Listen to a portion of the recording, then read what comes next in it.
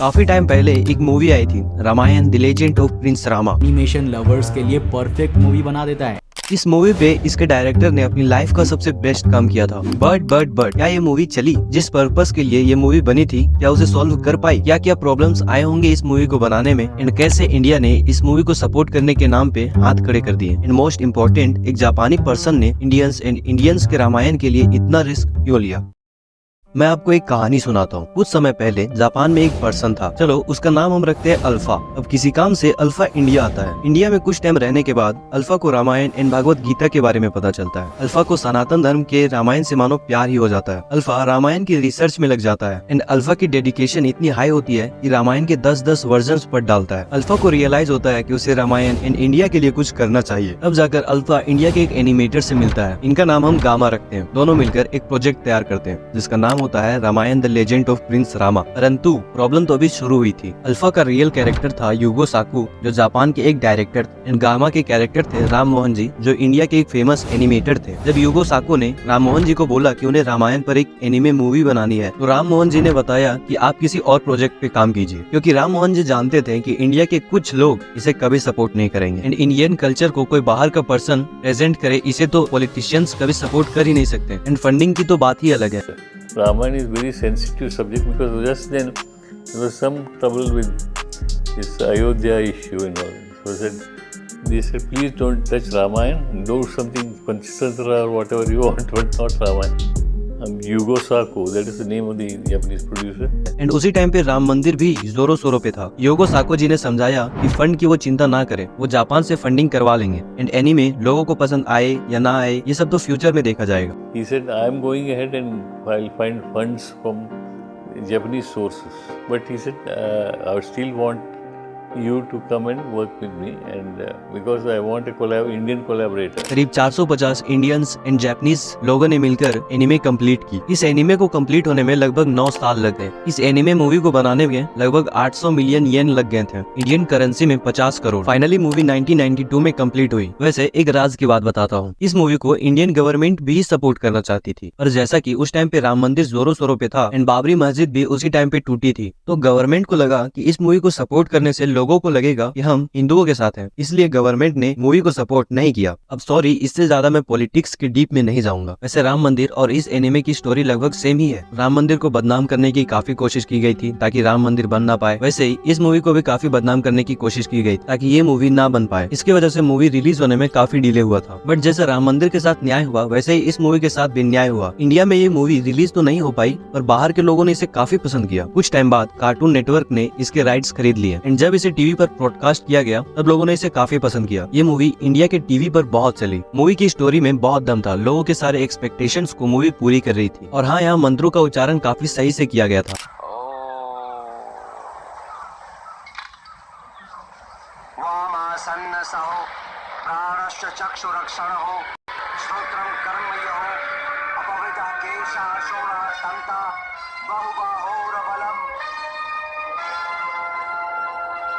साथ ही कैरेक्टर्स को perfect dialogues दिए गए थे, जो कैरेक्टर्स के पर्सनैलिटी को अच्छे से दर्शाती है। राम जी बहुत इंटेलिजेंट, उदार एंड दयावान है। वहीं दूसरी तरफ लक्ष्मण जी गुस्सा रखने वाले एंड मन में थोड़ी शंका रखने वाले व्यक्ति हैं। ये सारी चीजें इस सीन में परफेक्ट कैप्चर होती है।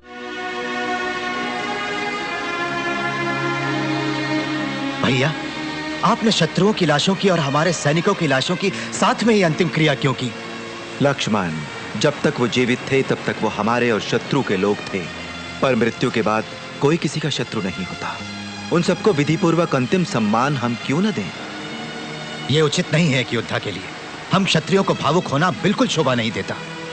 मेरे भाई, जब सीता को छुड़ाने के लिए हम निकले थे, मेरे हृदय में भी क्रोध और द्वेष था। पर मैं जब लंका पहुंचा, तभी मैं समझा कि हम सबको जीवन का जो अनमोल उपहार मिला है, वो भगवान की कृपा से मिला है। और ये अति आवश्यक है कि हम अच्छे मानव हों, केवल अच्छे क्षत्रिय ही नहीं।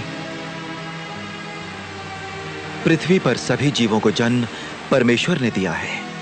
राक्षसों को, वानरों को, मनुष्यों को, जानवरों को, पक्षियों को, मछलियों को, सभी को। लेकिन हम में से ही कुछ अज्ञानी लोग अपने तीर और तलवार का प्रयोग करते हैं अपने ही साथी जीवों पर। बहुत से योद्धा रणभूमि में अपने प्राण गंवा चुके हैं, और युद्ध खत्म होने तक और बहुत से मारे जाएंगे। एक क्षत्रिय होने के नाते मैं युद्ध में भाग लेता रहूंगा, पर मृतकों को जलाते समय ये प्रार्थना करूंगा कि अब इस दुनिया में युद्ध फिर कभी ना हो और एक भी मनुष्य क्रोध में आकर शस्त्र ना उठाए अपने ही भाई बंधुओं पर।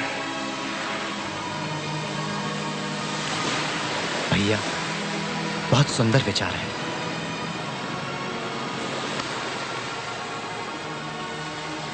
In 1992 या 1993 में जब कोई एनिमेशन या एनिमे के बारे में कुछ नहीं जानता था, तब इतना अच्छा एनिमेशन बनाना किसी के लिए ड्रीम हो सकता है। अब वॉइस आर्टिस्ट के बारे में भी बात करते हैं। इस एनिमे को हिंदी में नरेट किया था बॉलीवुड के लेजेंड एक्टर शत्रुघ्न सिन्हा ने। लंका नाम के एक द्वीप में एक दुष्ट राजा रावण रहता था। इसका नीच उद्देश्य था। वॉइस आर्टिस्ट के बारे में मुझे बेस्ट पार्ट ये लगी, अरुण गोविल जी, जिन्होंने रामानंद सागर के रामायण में काम किया है राम के कैरेक्टर में, उन्होंने ही राम जी को अपनी आवाज दिया है इस एनिमे में। आप यदि मुझे प्यार करते हैं तो मेरे भाई भरत को भी प्यार कीजिए। वो आपके प्यार के और आपके राजा बनने के योग्य है। सहयोग दीजिए उन्हें, मैं विनती करता हूँ। एंड नम्रता सोहानी ने सीता को अपनी आवाज दी है। ये सच्चा है ना? कोई सपना तो नहीं है?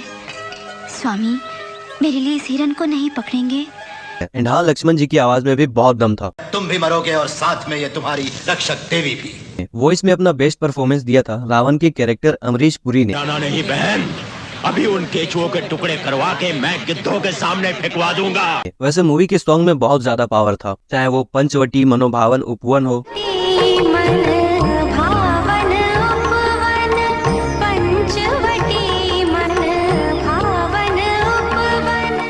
एंड एक और सॉन्ग जो बहुत पॉपुलर है, जननी मैं रामदूत हनुमान। जननी मैं रामदूत हनुमान, जननी मैं रामदूत हनुमान। एंड मेरा पर्सनल फेवरेट श्री राम की वानर सेना सेतु बांध रही।